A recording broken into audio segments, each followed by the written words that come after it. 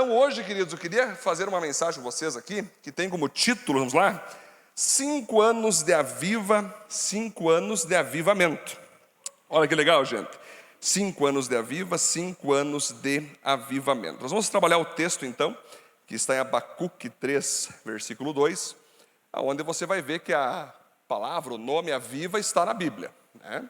Para quem gosta de ler nova versão ali, internacional, ou nova tradução em linguagem de hoje, tem ali um outro sentido, né? Mas para quem vai estudar línguas mais antigas, a revista e corrigida, ao meio da revista atualizada, você vai ver que tem mais ali uma fidelidade à expressão hebraica, quando o profeta Abacuque fala o seguinte: tenho ouvido, ó Senhor, as tuas declarações, e me sinto alarmado.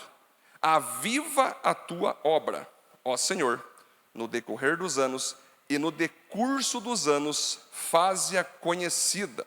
Na tua ira, lembra-te da misericórdia. Amém? Vamos aplaudir ao Senhor por isso, glória a Deus. Para quem estava então na conferência, quando eu preguei ontem aqui, eu expliquei sobre essa questão do avivamento. Mas para quem não estava, eu vou falar agora, rapidamente. Para quem estava, vai relembrar. Quando nós falamos de avivamento, queridos, nós não estamos falando de nascimento, estamos falando de ressuscitar alguém que morreu. Temos que entender quando Deus fez Adão e Eva, que era nós ali simbolizados, Adão e Eva simbolizava a gente, a humanidade. Quando Deus nos criou, Ele soprou sobre nós o fôlego de vida, mas não só a maneira para você sobreviver com o ar que nós respiramos, mas Ele soprou sobre Adão e Eva ali, sobre Adão, aliás, que depois a Eva surge de Adão, soprou também o Espírito, encheu o homem do Espírito Santo, né? E enquanto eles estavam ali com Deus, obedecendo a Deus, obedecendo as instruções divinas, eles estavam vivos em seu espírito, que é a área onde se relaciona com Deus. Porém, como eles pecaram, decidiram se afastar de Deus, eles acabaram por morrer naquela área que só Deus podia preencher. Então, irmã de Norá, Deus teve que expulsá-los do jardim do Éden. Por que isso, queridos? Olha como é que Deus é maravilhoso. Lá no jardim do Éden não tinha só a árvore do conhecimento do bem e do mal, tinha a árvore da vida também. Então, quando Deus expulsa o casal que estava ali em pecado, estava sem a presença dele, Ele também se certificou para que o homem não ficasse mais no jardim do Éden e não comesse da árvore da vida eterna. Porque se ele come da árvore da vida eterna estando em pecado, ele nunca mais teria chance de ter uma reconciliação com Deus.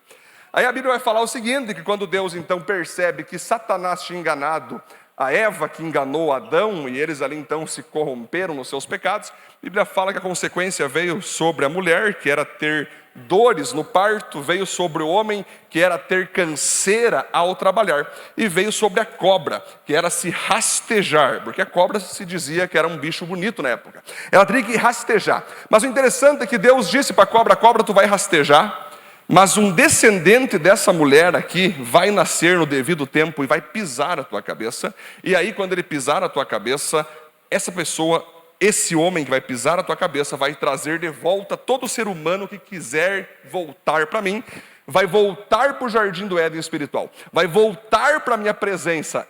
Esse que vai nascer, que então Deus está falando que era o próprio Jesus Cristo, iria reavivar o homem, iria trazer vida novamente ao homem. O homem que era vivo no jardim do Éden, que morreu porque pecou, teria a possibilidade agora de voltar a viver com Deus. Isso se chama avivamento, queridos.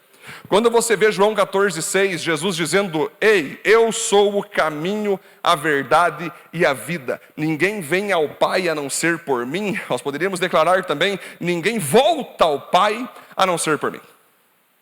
Eu sou o caminho para você voltar. Eu sou o caminho para você deixar de viver essa vida morta e voltar a viver quando você estava vivendo com Deus Pai no jardim do Éden. Então nós temos que entender, queridos, que avivamento é isso, é uma pessoa entender que ela nasceu para Deus, porém os seus pecados a mataram, e ela hoje está sobrevivendo com o seu físico e com a sua área emocional, a sua alma, mas o seu espírito está morto, o seu espírito morreu. O apóstolo Paulo fala que enquanto ainda estávamos mortos em nossos pecados, Jesus morreu numa cruz para nos salvar. Então, quando nós estamos mortos no espírito, temos que entender que não significa que nós estamos mortos no físico. Aí é que está a grande questão, queridos. É interessante que quando Apocalipse fala, Apocalipse é um livro maravilhoso, estou ainda fazendo uma série sobre esse livro no meu YouTube, lá quem está acompanhando, no Facebook também. Em determinado momento fala que o inferno vai jogar os seus mortos para o lago de fogo. O mundo vai jogar os seus mortos, Robson, para o inferno. A pergunta é, como assim? Por que o mundo vai jogar os seus mortos para o inferno? É bem simples. Quem não tem Cristo nessa terra, para Deus, já está morto. Então, uma pessoa que morrer hoje e ir para o inferno, não é uma surpresa para Deus, porque ela já estava no inferno. O que vem a ser o inferno, a não ser você estar longe de Deus e estar, depois que você morrer, sem chance alguma de voltar para Ele. Por isso a Bíblia fala que a salvação é hoje. Se você está ouvindo a palavra de Deus agora, a tua chance de entregar a vida para Ele, avivar o teu espírito é agora, porque se você morrer, depois não tem mais como você avivar a sua vida. Então avivamento, gente, é isso. É pessoas entregando a vida para Jesus, é pessoas agora começando a entender as ideologias de Jesus, Anderson, é agora essa pessoa entrar num novo caminho, né? Numa nova verdade, porque até então ela imaginava que a sua vida pecaminosa era uma verdade, mas não, é uma mentira. Ela vai entrar agora no caminho da vida eterna, no caminho da verdade prática, no caminho santo e correto de Deus. Então vocês percebam, queridos, que isso é avivamento. E faz 5 anos que a Igreja Viva tem causado isso nas pessoas, amém? Tem levado pessoas à salvação, tem levado pessoas ao batismo, tem levado pessoas à transformação, tem levado pessoas à libertação, tem levado pessoas ao encorajamento, tem transformado pessoas da água para o vinho. Nossa igreja faz isso? Não. É o Espírito Santo, é Jesus Cristo que nos usa como instrumento para levar pessoas a fazer isso. Muitos de vocês estão sentados aqui. Poderiam, nesse exato momento, se não tivesse a nossa igreja em Panambi, estar desviados hoje. Estar no mundo, estar sem Cristo.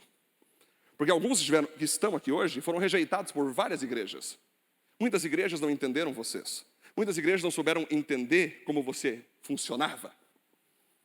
Você ia para um lugar, não podia usar tal roupa. Você ia para outro lugar, não podia fazer qualquer coisa. E aí você começou a ter, talvez, uma raiva da igreja. E aí a Igreja Viva veio e te trouxe um avivamento para que você pudesse acreditar novamente que você nasceu para Deus e viver de modo livre, baseado na palavra de Deus. Casamentos foram restaurados, adolescentes foram libertos de drogas, pessoas foram libertas de pecados, vícios e carnalidades, pessoas foram libertas da religiosidade nesses 5 anos. Escolas foram impactadas, cidades ao nosso redor foram impactadas, nações foram impactadas, autoridades foram impactadas. Gente, nós poderíamos ficar citando tanta coisa que o fogo do avivamento pode fazer e tem feito nesse tempo. Abacuque vai dizer então que a obra do Senhor, ela sempre vai seguir esse curso do avivamento.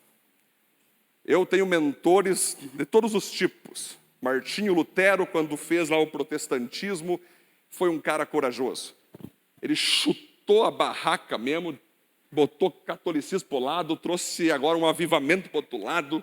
Se você vê John Wesley, um dos pais do avivamento, ele realmente deixou a religiosidade paroquial de lado e foi para cima do fogo do avivamento. Se você saber de um cara chamado Martin Luther King, que diz, eu tenho um sonho, lembra?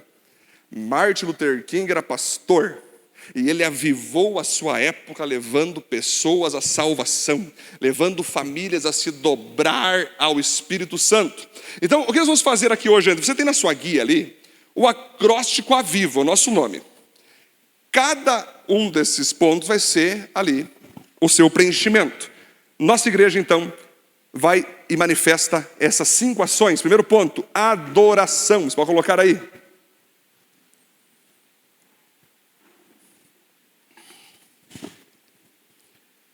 A nossa igreja, então, queridos, ela foca muito aquilo que Deus quer que os seus filhos foquem, que é a sua presença. O próprio Jesus disse que todo ser humano deveria amá-lo em primeiro lugar. Deveríamos priorizar a presença de Deus. Deveríamos priorizar a glória de Deus. Deveríamos priorizar, Michele, a vontade de Deus. Deveríamos priorizar o que Deus pensa, o que Deus gosta, o que Deus não gosta, o que Deus valoriza, o que Deus ama e o que Deus odeia. Então a nossa igreja, desde que nós estamos em trabalho nessa cidade, temos falado para todos: ei, isso é de Deus, isso não é de Deus. Vá por esse caminho. Não vá por esse caminho. Mas por quê? Porque Deus não se agrada. Não é o pastor que não se agrada, não é a igreja que não se agrada, é pior do que isso. Deus não se agrada. Então, quando nós amamos a Deus, a gente mantém e diz para as pessoas: ei, isso que você está pensando em fazer vai glorificar a Deus? Isso que você está pensando em executar vai refletir uma obediência a Deus? Isso que você está fazendo vem de ti ou vem de Deus? E por isso que nós fizemos questão de botar aqui na igreja o nome dele, Jesus Cristo. Porque esse aqui é o cara eterno. E ele disse: aquele que quiser vir após mim, tome a sua cruz, negue-se a si mesmo mais alto, gente, eu sei que é difícil. E siga. Exato. Isso é amar a Deus. É nós não só dizer: como Jesus foi maravilhoso. O Jesus é top, eu não sou nada. Vai devagar aí. O apóstolo Paulo disse: sede meus imitadores, não foi, Jornal, que ele disse? Como eu sou de Cristo. Evidente que Paulo tinha erros, evidente que Paulo não era perfeito como Cristo, mas ele buscava o tempo todo ser imitador de Cristo. Não só aquele que crê em Cristo, não só aquele que admira Cristo, não só aquele que acha top a história de Cristo, não, é aquele que imita Cristo. O próprio apóstolo Paulo em Gálatas 2:20 disse o seguinte: já estou crucificado com Cristo. Agora vivo não mais eu, mas Cristo vive em mim. Gente, a pessoa mais difícil que existe de conviver nessa terra não é o teu vizinho, não é a tua sogra, não é o teu cunhado, não é o teu primo, não é o teu pastor, é você mesmo. Eu queria que você pudesse acordar todos os dias e olhar no espelho e dizer assim: tu me dá trabalho. Não é já está crucificado meu cunhado com Cristo, não, é você. No momento que você entender que você não é uma figura fácil de lidar, no momento que, eu não sei se você já teve essa impressão, que às vezes nem você mesmo se suporta, tenho certeza que sim. Quando nós entendemos que nós de fato precisamos de Cristo, para puxar o freio, para dar uns tapas, para dar umas chicotadas, porque sem Cristo não tem como. Pense você, querido, se com Cristo já está uma coisa complicada, imagine sem. Se com Cristo já tem as tuas 1001 lutas, imagine sem. Seria 1 milhão e 1 milhão e eternamente lutas. Evangelho é isso. É primeiro você pregar a si mesmo. Aprendi no seminário, Robson, que o primeiro que eu deveria pregar era para mim mesmo. Por muito tempo eu preguei o evangelho para árvores, no meio do mato, Tainara. Eu pregava o evangelho gravando vídeo para mim mesmo. Para mim eu pregava o evangelho. E eu sempre dizia: Deus, essa pregação é para mim. Eu preciso que essa pregação me pregue. Por isso que é pregação, não é palestra, coach. Ei, faz sentido para você. Vamos realizar os seus sonhozinhos e ter um carro, uma casinha. Não, isso é palestra. Pregação é tu pegar o ser humano, abrir os braços da pessoa e... Isso é pregação. Então, quando eu entrei e Deus me colocou nessa área da pregação, eu já logo entendi que o primeiro pregado tinha que ser o pregador. A palavra machuca vocês. Sabe por que eu sei, Frank, machuca todos vocês? Que machuca a mim. A palavra de Deus é maravilhosa, mas ela destrói com o nosso ego. Ela destrói com nossas vontades. Não que Deus nos odeia, não é isso, queridos. Mas a palavra de Deus, a própria Bíblia se apresenta em Hebreus dizendo que a palavra de Deus é como espada que entra dentro da gente, divide alma e espírito, ou seja, o que é de Deus e o que é de você, o que tu pensa, o que tu sente, o que Deus sente, juntas e medulas. Olha que loucura isso, gente. Tu fica até às vezes mal no físico. Às vezes tu escuta uma palavra e tu fica até, não estou gostando dessa palavra. Glória a Deus. A maioria das palavras de Deus nós não gostamos. Por isso que o apóstolo Paulo disse que nos últimos dias muitas pessoas de Norá vão seguir falsos mestres. Vão seguir falsas igrejas. que falam para elas o que elas querem ouvir, o que elas gostariam de ouvir. Mas jamais siga essas pessoas. Um verdadeiro profeta fala o que as pessoas precisam ouvir. Um falso fala o que as pessoas querem ouvir. Então, quando você tem um pastor, uma igreja que te chacoalha e diz a você ficar na vontade de Deus, rapaz, glorifica a Deus por isso. Que está cada vez, está entrando quase, graças a Deus por nós e outros que tem aí, mas está querendo entrar em extinção igrejas e pastores que falam a verdade. Mas se depender da Viva, isso não vai acontecer. Nós vamos seguir avivando, falando, discipulando. Mas opções de igreja que não metem o dedo na tua ferida tem um monte. Mas tem várias. Eu te dou uma lista. Nesses tempos eu peguei o Pacto de Membresia, viu? Pode ir para uma igreja onde pastores não te dão a palavra de Deus. Vai embora, tchau. E já que a gente tem uma palavra e não quer ouvir, então procure. Tem vários pastores, tem centenas de pastores que não vão ter a palavra de Deus. E ele encontrou uma, perfeita. Lá o que importa é tu sentar, não iremos falar contigo, não iremos falar com a tua família, fique você aí, eu aqui, e só dê teu dízimo que não fazer. É assim, queridos. Mas a nossa igreja viva, ela se estabelece nesse primeiro alicerce, que é fazermos a vontade de Deus. Amém, queridos? Pode aplaudir a Deus por isso? Glória a Deus, hein? O ponto 2, então, nossa igreja é uma igreja de visão. A visão da nossa igreja, o que é visão? O que nós vemos, o que nós vimos, mas principalmente o que nós queremos enxergar. Quando uma pessoa não crente vem aqui para a igreja, e ela olha e diz assim, uau, eu queria ser como você, pastor. Ou eu queria ser como você, Jean. Nós dizemos assim, ei, eu era um dia você. Eu era você um dia. E você um dia pode ser eu. Porque a diferença que houve na minha vida não teve quase nenhuma sobre mim. Prática minha. Mas a diferença é que eu tenho Cristo, tu não tem. No momento que você tiver Cristo, você vai chegar como eu estou. Então quando nós enxergamos as pessoas vindo aqui, a gente tem um propósito, uma visão. Que essa pessoa se torne um discípulo de Cristo. Não é multidão que fica só querendo pão e peixe e bênção. Sabe aquele culto da cura, o culto da vitória, o culto do dinheiro, o culto de tudo, né? Tudo que é tipo de culto, só não quer o Deus do culto, né? Não é aquela pessoa que segue Jesus, mas na hora do aperto que Jesus fala, abandone tudo e vende para os pobres e estou fora. Não, seguidor não. Queremos discípulos avivados em poder e caráter. Discípulo é aquele cara, Diácono Cássio, que quando Deus fala algo que ele não gosta, ele diz, sim, amém, estamos juntos. Seguidor, ele vai até uma altura, mas quando mexe ali na parte que ele não gosta, ele cai fora. Discípulo não. Discípulo é como Pedro, quando Jesus falou assim, ei, não querem ir embora também? Senhor, para onde nós vamos se só tu tens as palavras de vida eterna? Então, discípulo tem que ser aquele que vai viver por Cristo, renunciar por Cristo, sacrificar por Cristo, não vai se apegar a nada nesse mundo, a não ser a Cristo, e se necessário for, morrer por Cristo. Então nós, quando alguém se membra aqui, vem para a igreja, o nosso trabalho é esse, queridos. Sempre manter esse trabalho em nós e levar todos que estão aqui também a ter essa realidade, que eles têm que ser discípulos avivados em poder, crer nos dons, ser na manifestação do Espírito Santo, mas também ter caráter, ser alguém que pague suas contas, ser alguém que não minta, que fala a verdade, ser alguém que tem santidade, ser alguém de caráter, queridos. Como nós fazemos as pessoas serem assim?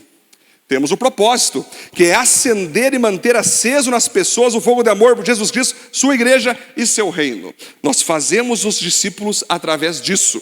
E o que nós queremos que elas façam? Avivar o planeta através da presença e da palavra de Deus. Vocês vão ver, queridos, que desde que nós chegamos em Panambi, eu lembro e sempre vou lembrar dessas histórias.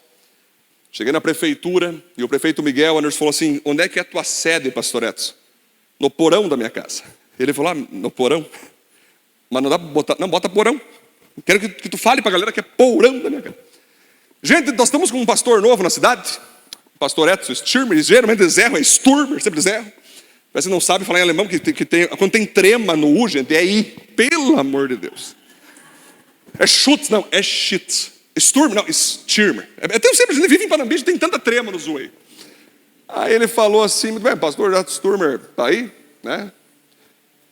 A sede da igreja no porão da sua casa, mas eu fiquei tão feliz com aquilo. Porque ele estava enxergando um porão.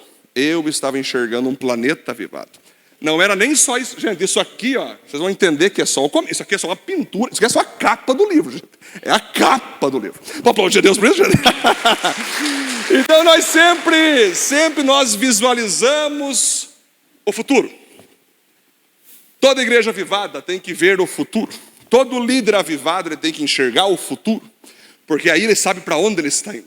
Ele sabe aonde ele vai chegar. Lembra uma vez na Rui Barbosa, quando a diretora me ligou que tinha uns quantos colegas e alunos rebeldes estavam destruindo a Rui Barbosa. Eu cheguei lá, atendi aqueles meninos e eu falei, bom, eu quero que vocês entendam que vocês estão sendo vistos como terroristas aqui dentro.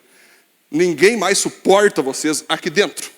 Mas eu estou aqui para dizer, a partir de agora, eu chamo vocês para a minha equipe de liderança dessa escola.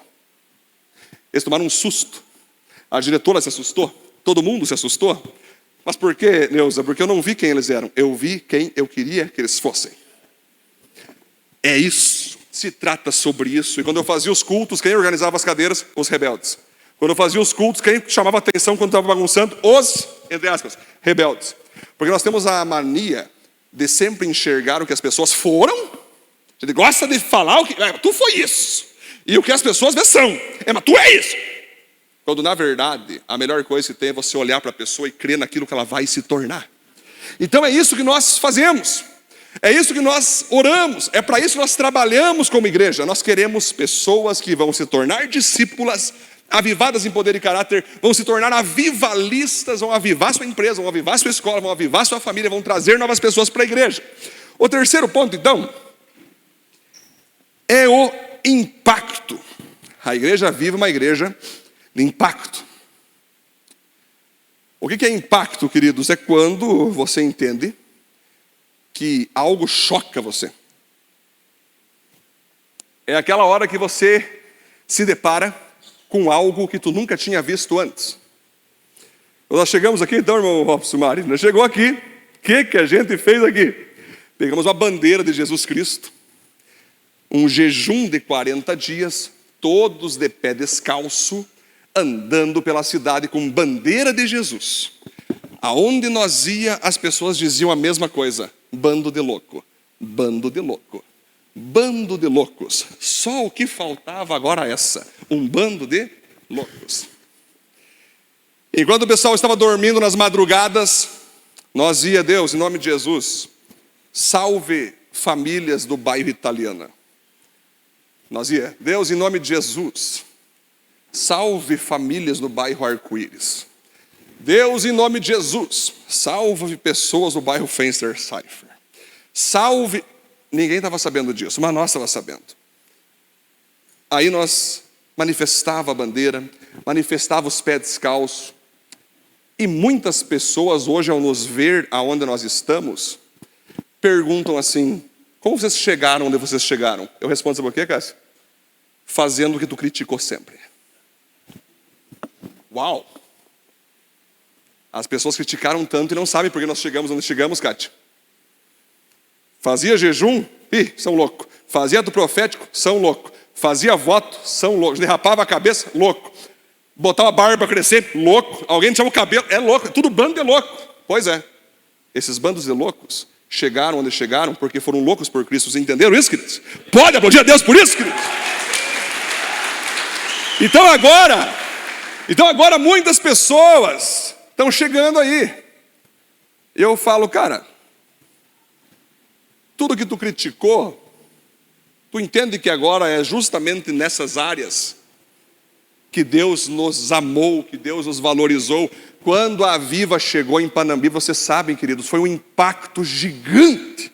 As igrejas todas se uniram para dizer, não sigam aqueles loucos. Eu lembro, todas, não tinha uma, todas.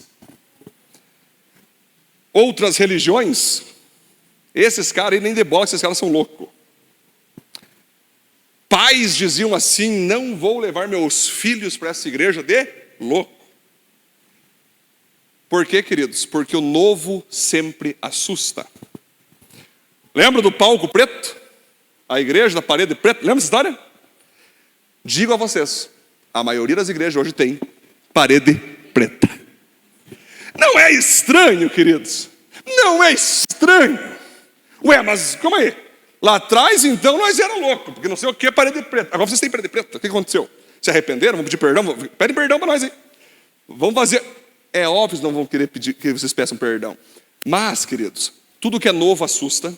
Depois o que é novo chama atenção. Depois o que é novo traz curiosidade. Depois, quando o novo começa a dar fruto, as pessoas começam a se interessar. E depois o novo é copiado. É assim. Quando nós chegamos em Panambi, nós entendíamos que Panambi estava engessado pela religiosidade. As pessoas não aguentavam mais os curtinhos, cultos, era uma coisa ridícula. Era um povo sem vida, era um povo sem alegria. Era um povo que tinha medo de se soltar para Deus. Era horrível. Aí o impacto veio, com força. Os primeiros que acharam o máximo foram os adolescentes. Gostei disso, quero ver isso aqui. Depois os jovens. Aí os adultos ficavam, pois é, tem que ver isso aí. Mas meu filho está mudando. Minha filha está transformada. Calma aí, a minha filha estava drogada e agora não está mais, depois se foi para a Viva. Poxa, o meu marido agora está sem vício. As pessoas começaram a ver, queridos, que igreja se descobre quem é avivado e quem não é pelos frutos. Uma vez uma mãe me ligou e disse assim, pastor, o que vocês fizeram com a minha filha? Eu, o que foi, irmã? Passa o dia inteiro lendo a Bíblia. Eu falei, olha, irmã, o que ela fazia antes? Ela era aquelas drogas, as amiguinhas, nas festas. Tá, agora tu tá brava que ela tá lendo a Bíblia. Não te entendo, mãe. É, pastor, mas claro. Beleza, posso falar com ela, se ela está lendo a Bíblia de tal maneira que nem te dá mais atenção, tudo bem, vamos conversar sobre isso, né? Mãe, sai daqui que eu quero ler a Bíblia. Mãe, não vou mostrar porque ela... Aí já é esquisito, né? Mas, gente, é tão maravilhoso quando Deus transforma a pessoa que às vezes as pessoas perseguem você até porque tu tá bem. Tu estava mal, tu não valia nada. Aí tu tá bem, tu não vale nada também. Então, vocês entendem, gente, que o impacto nas vidas faz as pessoas se surpreenderem, faz as pessoas se assustarem, mas lá na frente faz as pessoas te admirarem, faz as pessoas te seguirem. Amém? Pode aplaudir Deus por isso, queridos. Glória a Deus, hein? O quarto ponto, então, vibração. Olha que legal. O que nós, então, fizemos como igreja nesses 5 anos? Nós, então, sempre buscamos ser uma igreja vibrante. O que é uma igreja vibrante? É muito simples. Tenha uma experiência uma hora, visite qualquer outra igreja de Panambi. Gente, não é competição e nem comparação. Quero que você visite uma hora outra igreja. E você vai perceber que se não tiver essa empolgação, essa alegria, vai ficar meio assim. Vai ficar, poxa, mas que esquisito. Por quê, gente? Porque muitas igrejas, elas não gostam de arrepio, elas não gostam de gente pulando, gente dançando, gente aplaudindo, gente erguendo mão. Elas acham que isso não precisa, que isso aí pode não sei o quê. Mas quando nós chegamos, então, em Panambi, começamos nossos cultos, sempre foi ministrado para que todos vocês pudessem erguer as suas mãos, pudessem cantar alto, pudessem se ajoelhar, pudessem ter liberdade, pudessem aplaudir, pudessem abraçar pessoas, pudesse ser essa igreja alegre, feliz, que ama, que abraça, que elogia. Uma igreja espetacular, uma igreja vibrante, uma igreja viva, queridos. Por quê que nós, então, colocamos muitas vezes luzes na igreja? Por que a gente colocou tanta logo, tanta imagem, tanta rede social, tanto vídeo? É para que as pessoas pudessem ver que a igreja viva é uma igreja vibrante, é uma igreja avivada, é uma igreja que quando você chega, você quer ficar, você gosta, poxa, que legal, isso aqui é muito top, esse povo é alegre, esse povo é para cima. Aqui é um local para um depressivo entrar e sair curado, queridos. Aqui é um local para uma pessoa que está pensando em se suicidar, não pensar mais nisso. Aqui é um local uma pessoa triste sair feliz. Aqui é um local uma pessoa solitária sair com vários amigos aqui. Isso é uma igreja vibrante. Mas por muito tempo, algumas pessoas diziam, poxa, lá na Viva tem festa rave, lá na Viva tem bailão, lá na Viva eles se fecham tudo, joga bebida para a galera, porque não é normal. Eles desligam tudo, fecham as portas, botam luz e ninguém sabe o que acontece lá dentro. Não, eu lembro uma vez que eu estava pregando e tal, acabou o culto, aí um irmão chegou, ele é pastor Edson, ele é família assim. Fiquei sabendo que o senhor obriga as pessoas a botar piercing, verdade? Eu olhei para aquele irmão, E orei a Deus. Falei, Deus, respondo, né? Falei, como assim? Tu pode me dar mais detalhes sobre isso? Tem um irmão, um determinado irmão. Ele falou, uma pessoa que veio na igreja. Falou por aí, então, que o senhor o obrigou a botar piercing. E o pior, pastor, estão falando que esse piercing infeccionou. E o senhor não foi visitar ele para ajudar ele. Mas a Panambi sendo Panambi, né? É mentira, é calúnia, é fofoca, é invenção. Gente, mas de que jeito, gente? Mas as pessoas, elas boiam, elas viajam na maionese. Elas amam repercutir e reproduzir aquilo que elas não conferem antes.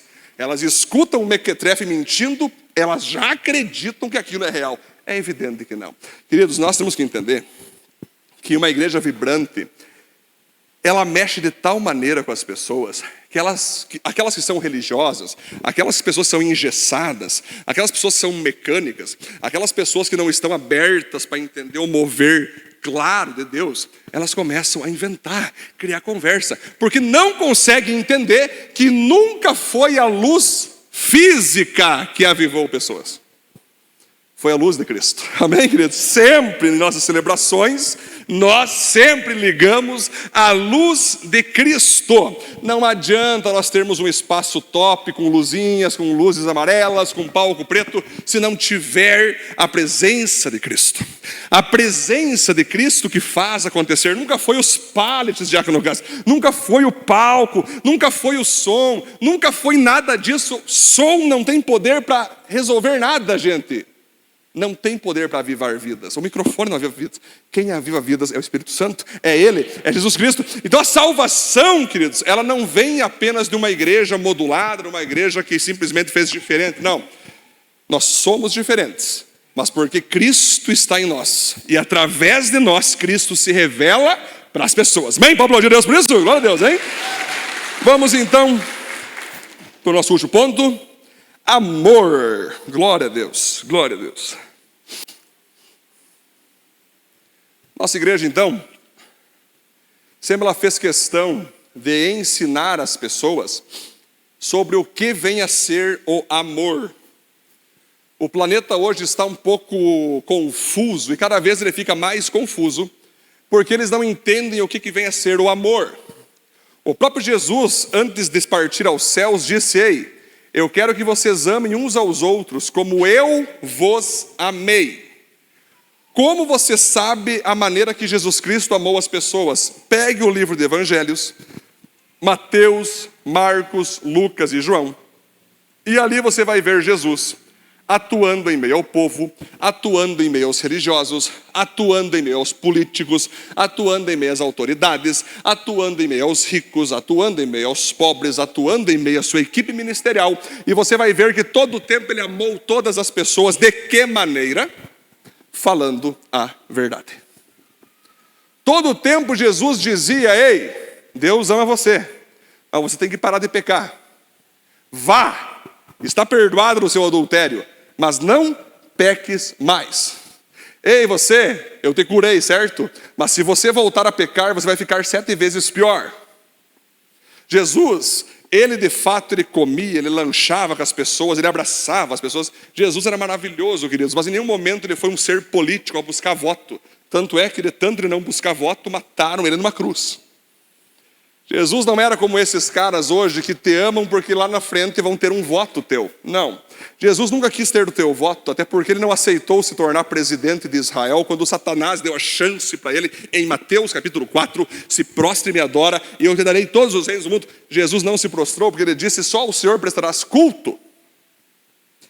Jesus, ele tinha um propósito apenas quando ele abraçava pessoas. O propósito era transformar aquelas vidas.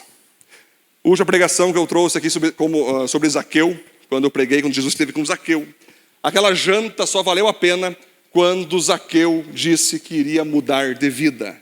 Aí Jesus falou, como vocês estavam ouvindo aqui, hoje houve salvação nessa casa. Esse é o propósito de Jesus, amar as pessoas. E o nosso propósito como igreja viva, então, é amar. Como nós amamos pessoas, queridos? Primeiro, aceitando ela como ela está. Sempre iremos aceitar qualquer pessoa, independente de sua crença, religião, comportamento, ideologia. todas são aceitas na igreja. Aqui você aceita, você sabe disso. Mas quando nós falamos que aqui a pessoa é amada, o amor então que ela vai receber de nós é nós ouvir ela, conhecer a história dela, começar a falar para ela a vontade de Deus para ela, falar o que ela deve mudar, o que ela deve abandonar, o que ela deve manter, o que ela deve fazer. Nós vamos amar essa pessoa como nós sempre fazemos. Muitas que querem se transformar em discípulos vão dizer: amém, pastor, não está fácil, isso que o senhor me pede, isso que a minha discipuladora pede, isso que o senhor pregou, isso que foi pregado, vai ser difícil eu viver. Mas eu sei que vocês me amam e vocês querem o meu bem, e vocês estão baseados na palavra de Deus. Eu vou fazer. E eu oro que vocês me ajudem a conseguir suportar as mudanças que eu terei que ter em minha vida. Vocês me ajudam? Evidente que sim. Eu amo uma pessoa quando eu quero que ela faça a vontade de Deus. Eu odeio uma pessoa quando eu faço ela não fazer a vontade de Deus. Mesmo que eu até fale para ela: te amo. Uma pessoa que fala para você o que você quer ouvir, uma pessoa que vê você indo para o caminho do inferno e não fala nada, é politicamente correta para não perder tua amizade, para não perder a sociedade, para não perder você como cliente, ou para não perder você como parceiro, ou para não perder você como amigo. Uma pessoa que percebe que é cristã, que sabe que Cristo tem que estar dentro da pessoa para que a pessoa não vá para o inferno, e você fica no politicamente correto, você não quer magoar ninguém, você quer manter a política da boa vizinhança o tempo todo, querido, você não está amando essa pessoa. Se você acha que amor é deixar as pessoas fazer o que elas querem, a hora que elas querem, da maneira que elas querem, o que importa é elas serem felizes, isso é amor? Não, isso não é amor. Desculpa, gente, mas se você acredita nisso, parabéns, a Globo te enganou. As novelas te enganaram. As redes sociais carnais te enganaram, e principalmente Satanás te enganou. Quando Satanás diz o que importa é ser feliz, eu lhe pergunto, então se uma pessoa matar a outra e ela ser feliz com isso, ela está certa, queridos? Tem pessoas que são maníacas do parque, lembra? Matavam e tinham prazer, imagina. Tinham prazer, amavam matar. Sentiam-se felizes. Pergunto, ela feliz assim está certa? Não, não está certa, porque a Bíblia diz: não matarás. Uma pessoa que mente descaradamente o tempo todo e tem prazer e é feliz por mentir, faz dela uma pessoa que está corretamente agindo ou não? Não.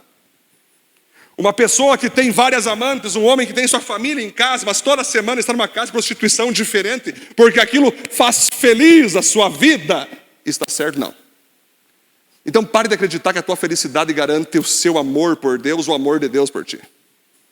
Pare de achar que os teus prazeres que você ama ter garante a tua salvação e garante que Deus está tranquilo dizendo: parabéns, foi para isso que eu te criei, para que você seja feliz. Não. Digo para você o seguinte, que às vezes nós andarmos em avivamento nos trará tristezas. Viver uma vida que se abstém de tantos prazeres pecaminosos, carnais, que todo mundo faz, como cristão, porque nós somos cristãos, pode machucar sim, e vai machucar. Uma vez que um menino falou para mim assim: pastor, eu era bêbado, né? Quase aquela música, eu era um bêbado, lembra aquela música? E vivi. Eu tinha largado a bebida, pastor, eu era bêbado, tinha largado, estava com Cristo, cheio do Espírito Santo. Aí eu passei por uns amigos meus, todos bebendo, atravessei a rua, só cumprimentei de longe. Mas aí um desgraçado falou assim: se tu é homem, vem beber. Imagina, pai. Se tu é homem, vem beber. Ah, pastor, sabe o que é, né? Hétero aqui. Peguei aquele copo e empinei. Aí meus amigos todos disseram: pois é, mas tu não era crente? Vocês entendem, queridos? Que às vezes as pessoas, elas querem igreja, elas querem o amor de Deus, mas elas não querem abandonar as suas felicidades pecaminosas, os seus prazeres pecaminosos. Ah, mas dá dinheiro, pastor, que se dane se dá dinheiro. Não deveria dar. Dinheiro é amaldiçoado, dizer. Ah, mas pastor, me faz feliz. Não deveria fazer feliz. Gente, eu estou falando para vocês aqui, nesse momento, uma palavra maravilhosa, celebrativa, tão feliz a palavra, não? Amém, queridos, dá um glória a Deus. Eu senti um glória a Deus. Glória a Deus. Gente, mas é verdade, queridos, nós temos que entender que amor é você fazer o que a Bíblia diz. Quando eu falo para a pessoa fazer o que a Bíblia diz, eu estou amando. Quando eu não falo para ela fazer aquilo que eu quero que ela seja feliz, parece que é amor. Eu posso até abraçar a pessoa, dizer que eu amo ela, mandar coraçãozinho para ela, mas eu não amo. Vocês acham que Jesus morreu na cruz por quê, queridos? Porque o pessoal gostou das palavras que ele liberou sobre as pessoas, hein? Gente, quando Jesus estava na cruz, isso é chocante. Pessoas cegas que ele curou da cegueira, presbítero Jean, estavam dizendo: crucifica-o. Pessoas leprosas que tinham sido curadas por ele diziam: crucifica. Mortos que tinham sido ressuscitados estavam naquela multidão dizendo: crucifica. Todos que estavam ali disseram: crucifica. Por quê, queridos? Porque enquanto Jesus fez o que elas queriam, amavam Cristo. No momento que Jesus disse para elas fazer o que Deus queria, mandaram para a morte de cruz. Um dia um professor meu no seminário me ensinou uma coisa que eu nunca mais esqueci. Primeiro ano desse seminário, aquilo cravou meu coração e eu carrego todos os dias aquela palavra.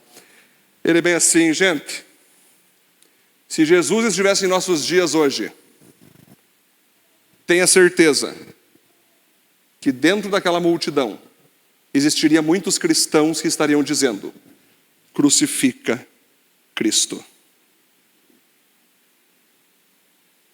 Pergunta a você que está aqui nessa noite: você estaria dentro dessa multidão dizendo crucifica?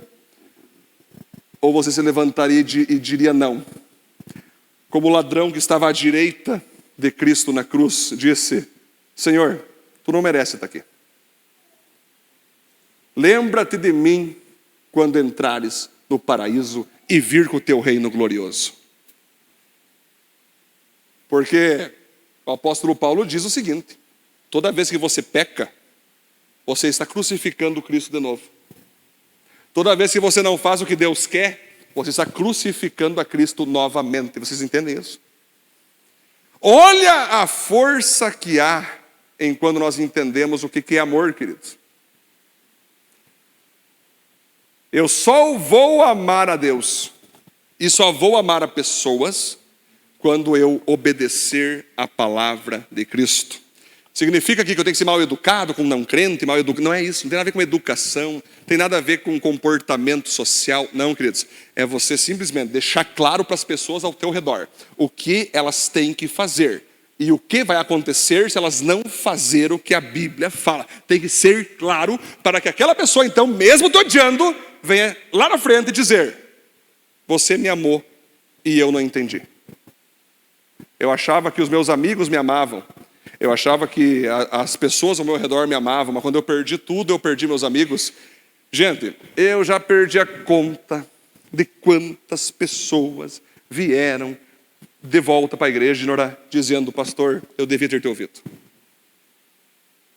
Por que eu não te ouvi na hora que o senhor falou comigo? Pastor, eu tive uma raiva do senhor quando o senhor falou para mim fazer aquilo. Agora eu quebrei a cara. E eu posso pedir tua ajuda? Claro que sim. Não importa agora, cara, como tu não obedeceu, você teve que quebrar a tua cara. É triste isso, uma pena, mas vamos lá, vamos tentar recolher os cacos aí, vamos tentar botar uns remendos aí, vamos ver o que vira aí. Se tu não morreu, dá tempo de recomeçar, né?